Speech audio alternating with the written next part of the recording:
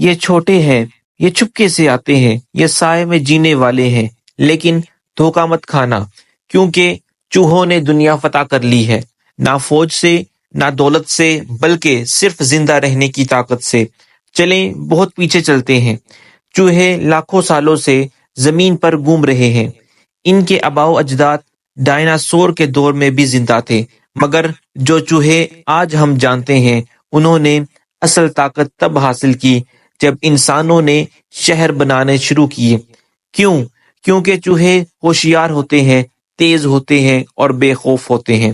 یہ تقریباً ہر چیز کھا سکتے ہیں، اناج، گوشت، بجلی کی تاریں، پلاسٹک کی چیزیں، کوڑا کرکٹ، یہاں تک کہ صابن بھی۔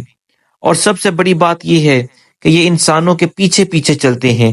جہاں انسان جائیں گے چوہے بھی وہاں جاتے ہیں۔ سمندری جہازوں پر، بیل گاڑیوں میں، سوٹ کیسز میں، بوریوں میں، ڈبوں میں، سامان سے لدے ہوئے کنٹینرز پر خاموشی سے سفر کرتے رہتے ہیں، اور جیسے ہی کسی نئی جگہ پہنچتے ہیں وہاں کے مالک بن جاتے ہیں۔ نالیوں میں، تہہ خانوں میں، گلیوں میں، سب کچھ انہی کا ہوتا ہے۔ کچھ چوہے جیسے کہ کالا چوہا اور بھورا چوہا کہانیوں کے کردار بن گئے ہیں۔ کالا چوہا 1300 کے دور میں کالی طاعون، جو ایک خطرناک بیماری پھیلنے کا ذریعہ بنا، جس نے لاکھوں لوگوں کو مار ڈالا۔ اور بھورا چوہا، وہ تو فاتح اعظم نکلا، ایشیا سے یورپ، افریقہ، امریکہ، دنیا کے تقریباً ہر کونے میں پھیل گیا۔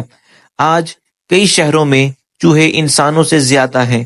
یہ بہت تیزی سے نسل بڑھاتے ہیں، سال بھر میں سینکڑوں بچے پیدا کر سکتا ہے، اور یہ سیکھتے ہیں اگر ایک چوہا جال میں پھنس جائے باقی اس جال سے دور رہیں گے۔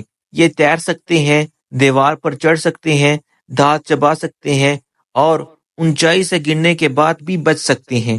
زندہ رہنے کی جنگ میں چوہے کبھی ہارے نہیں۔ انہیں نہ طاقت چاہیے، نہ سائز، بس صبر اور انسانوں کا ساتھ۔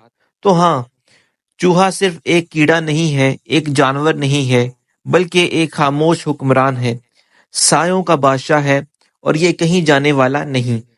اب چوہوں کی تاریخ جاننے کی کوشش کرتے ہیں کہ چوہے کتنے سالوں سے ہمارے ساتھ ہیں۔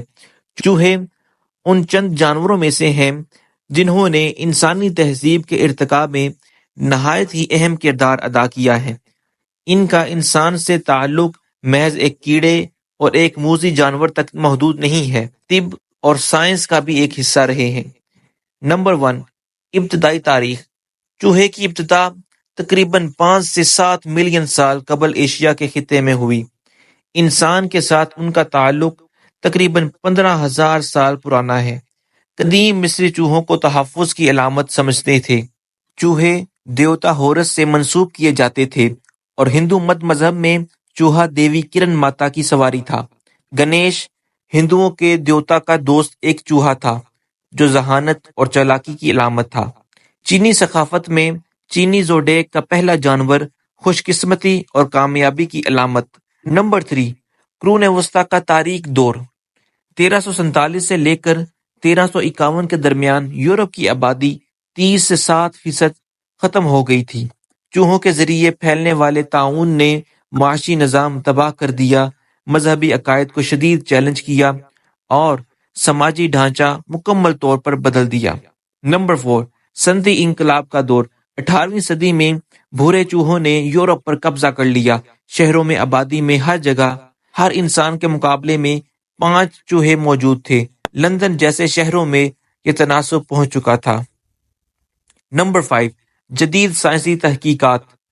1900 سے اب تک 85% طبی تجربات چوہوں پر کیے گئے۔